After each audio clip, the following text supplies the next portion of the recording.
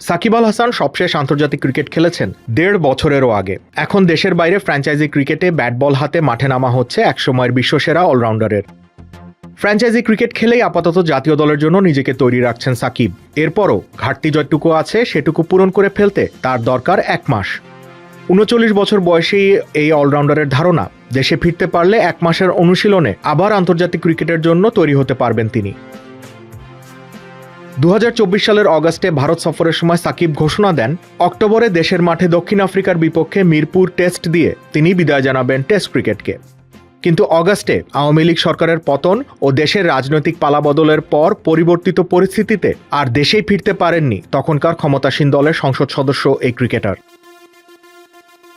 সেই থেকে সাকিবের আন্তর্জাতিক ক্যারিয়ার থমকে আছে, তবে তার আশা দমে যায়নি। আবার জাতীয় দলে খেলে মাঠ থেকেই ক্যারিয়ারের ইতি টানার বিশ্বাস তার আছে, এমনটা বেশ কবারই নানা মাধ্যমে বলেছেন গত ১.৫ বছর।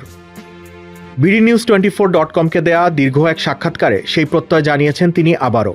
যদিও দলের অনেক কিছুই এখন বদলে গেছে, ৩ সংস্করণেই কম বেশি সাফল্য পাচ্ছে দল। এই দলেও নিজের জায়গা দেখেন সাকিব। দেশে ফিরতে পারলে জাতীয় দলে খেলার উপযোগী হয়ে উঠতেও বেশি সময় লাগবে না বলেই তিনি মনে করেন। ২০০-র বেশি সার্ভিস ও ফিচারে লেনদেনের সব বিকাশ অ্যাপে সম্ভব।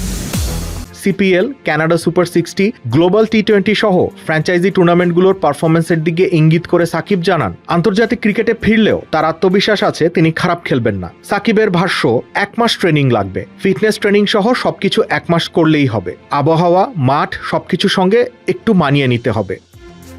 সাবেক এই অধিনায়ক আরও জানিয়েছেন, প্রত্যাশা অনুযায়ী খেলতে না পারলে দলের বোঝা হয়ে থাকতে চান না তিনি, বিদায় জানিয়ে দেবেন জাতীয় দলকে।